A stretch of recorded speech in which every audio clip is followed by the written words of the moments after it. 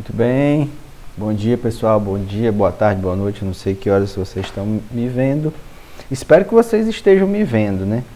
Então, eu queria só dar um breve comentário sobre a questão de como eu avaliei vocês. Nas atuais circunstâncias, eu não avaliei de uma maneira normal, certo? O que que eu fiz? A única coisa que eu fiz foi ver quais foram os trabalhos que vocês entregaram, qual foi os trabalhos que, certo ou errado, vocês fizeram.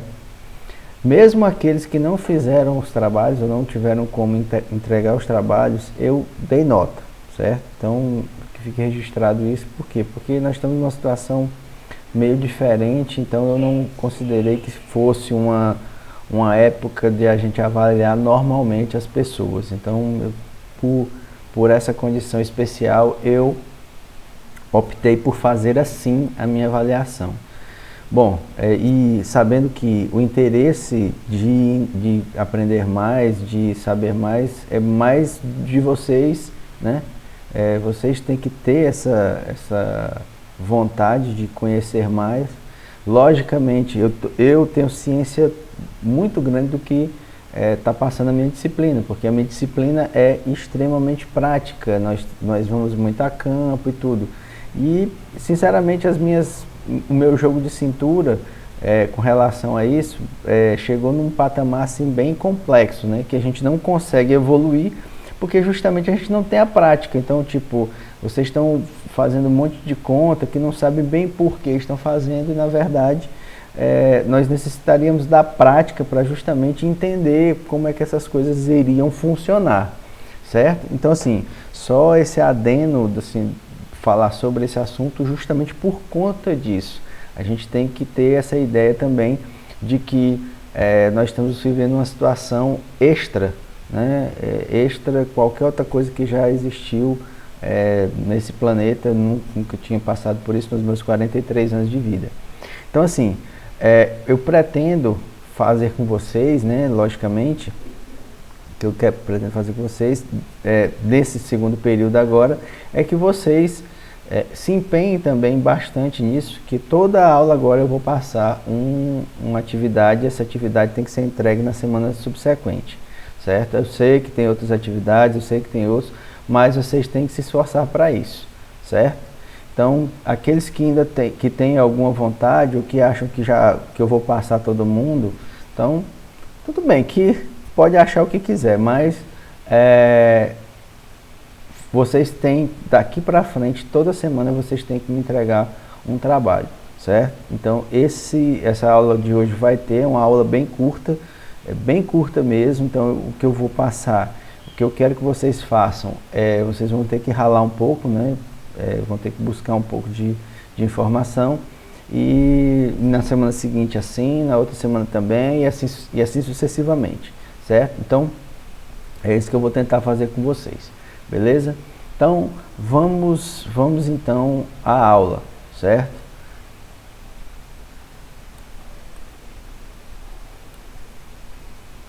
Tentar deixar aqui o mais cabeça menor um pouco, certo? Beleza. Então é o seguinte, nas aulas anteriores a gente chegou a falar, não especificamente, né, mas os levantamentos angulares, eles dependem muito do tipo de caminhamento que você faz dentro de uma poligonal. Então, esses levantamentos que foram dados nas aulas passadas foram justamente que levam em consideração o caminhamento, ou seja, dentro de uma poligonal, né, que vocês têm aqui, vamos dizer que vocês têm esse círculo aqui. Então, esse círculo não, essa área. Então, você tem o ponto 1, o ponto 2, o ponto 3, o ponto 4, o ponto 5, o ponto 6 e o ponto 7. Se eu fosse efetivamente fazer um levantamento por caminhamento, eu iria pelo perímetro dessa poligonal, certo? Do ponto 1 para o ponto 2, do ponto 2 para o ponto 3, do ponto 3 para o ponto 4, do ponto 4 para o ponto 5. Nessa aula de hoje, nós vamos tratar especificamente de um tipo de levantamento diferente desse que seria por caminhamento, certo? Então, ao longo da aula eu vou dando algumas explicações para vocês, e aí a gente vai chegar justamente nesse tipo de levantamento que eu estou falando, certo? Então vamos lá, os levantamentos planimétricos, né, no caso, que a gente já descreveu, que infelizmente, por falta de prática, a gente não fez os desenhos, a gente não foi a campo, então tipo, a gente teria métodos, né, os métodos de levantamento, os equipamentos vocês já chegaram a conhecer, né, tanto o teodolito como o nível, né, especificamente para esse tipo de levantamento, o teodolito eletrônico ou estação total, certo? E as medições, né, das distâncias e dos ângulos, que apesar de que vocês não utilizaram isso em campo, mas vocês já fizeram vários cálculos relativos a esses levantamentos, né, em termos de atividades, certo? Então, esses levantamentos, eles dependem também exatamente de cada uma dessas situações. Então, os levantamentos, eles devem obedecer, assim, primordialmente o tamanho da área, o relevo e a precisão requerida. Então, esses 3 fatores é que vão fazer com que você escolha o método apropriado para fazer. Por exemplo, imagine que eu estou numa área muito acidentada, certo? Uma área muito acidentada, e o método do caminhamento, nesse caso específico, ele não é um método recomendável. Por quê? Você vai subir, vai descer, sobe, desce. Então, por caminhamento fica complicado. Então, existe um outro método que a gente, se você tem, logicamente, essa condição, né, de que você possa visualizar todos os pontos de um ponto só, esse método a gente vai ver como é que a gente trabalha ele, beleza? Bom, então assim, nos levantamentos planimétricos, nós temos tem várias fases, certo? Então, uma delas é o reconhecimento do terreno. Então, assim, você não vai para uma área sem nunca ter visto. Vai levar os equipamentos e de lá você já faz o levantamento. Não, isso é complexo de fazer. Toda área você tem que reconhecer, você tem que ver se essa área, qual o método apropriado que você vai fazer para fazer esse levantamento, certo? Porque isso vai demandar tempo, isso vai demandar pessoas para se fazer o levantamento, então há que se fazer um reconhecimento do terreno para justamente você entender como é que vai funcionar essa situação, certo? Porque cada levantamento tem a sua especificidade, então dessa forma você tem que ter esses cuidados, certo? Então, outra coisa que você deve levar em consideração, o levantamento da poligonal, né? Cada poligonal é uma poligonal diferente, você vai ter situações em que você tem um desenho de uma poligonal mais aberto, você tem um desenho de uma poligonal mais fechada, então essas nuances elas são também complexas também, se você vai fazer, levar isso aí diretamente, vai fazer isso diretamente no campo, como que você vai fazer isso, né? Se você tem uma série de restrições para determinado tipo de levantamento, certo? As feições planimétricas também, né? Se essa condição de cada uma das poligonais ou dos braços do levantamento, se você tem uma condição boa de ir de uma para outra, como é que você vai fazer se você não vai fazer, certo? Então, tudo isso faz parte. Outra coisa é outra coisa também é com relação ao fechamento das áreas. Porque por exemplo, se você vai fazer um tipo de levantamento que seja por caminhamento, e esse caminhamento você não tem condição de acessar, colocar o equipamento nesse determinado ponto, então também não é uma coisa adequada. Então, quando se vai fazer o levantamento planimétrico, no caso, né, o levantamento topográfico, você tem que ter na sua memória isso também. O desenho da planta, que já é a fase final, que depois de você ter feito o levantamento, que você vai pegar e encontrar qual é a melhor maneira de se fazer esse desenho, se é pelo AutoCAD, se é manual, né? Logicamente as ferramentas hoje tecnológicas existem para a gente melhorar nossos desenhos e ter maior praticidade, né?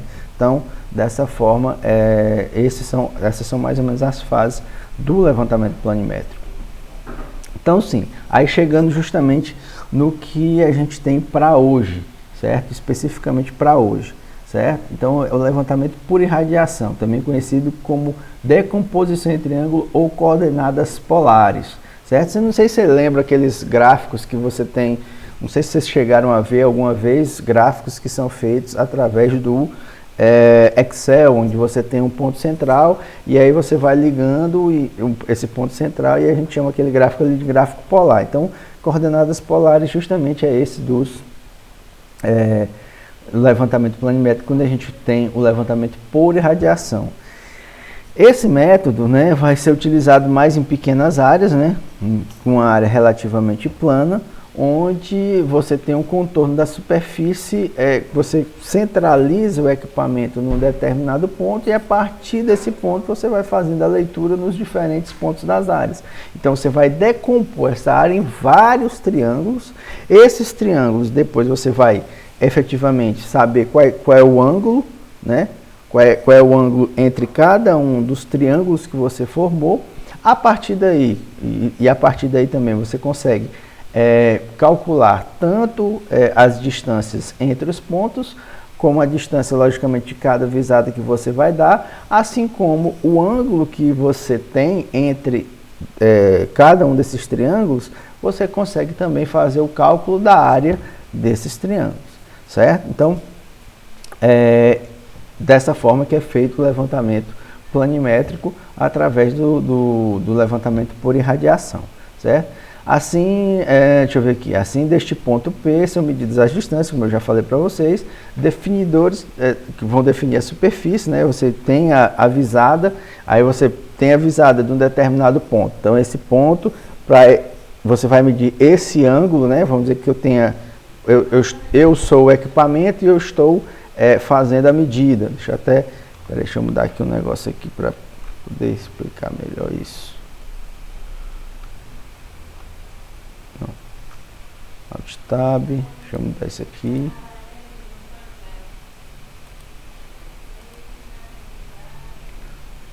Bom, então deixa eu aumentar aqui para mim.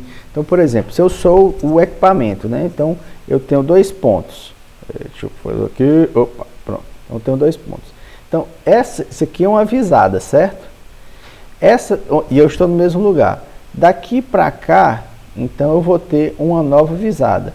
Eu tenho um ângulo que se formou aqui e eu tenho o braço esquerdo e tenho o braço direito. Esses dois braços aqui, mais essa distância entre esse ponto e esse ponto, que vão ser os pontos de visada, eu tenho aqui formado um triângulo. Esse triângulo, logicamente, com o ângulo e com as distâncias que a gente calculou através do método de cálculo de DH, né, através da visada, com o ângulo horizontal, com o ângulo vertical, a gente consegue calcular a distância que é formada e, consequentemente, a gente consegue encontrar os valores e calcular efetivamente tanto as distâncias envolvidas ali, como também a área que você tem para cada uma desses triângulos formados, certo? Então vamos voltar de novo a minha cabecinha pequena.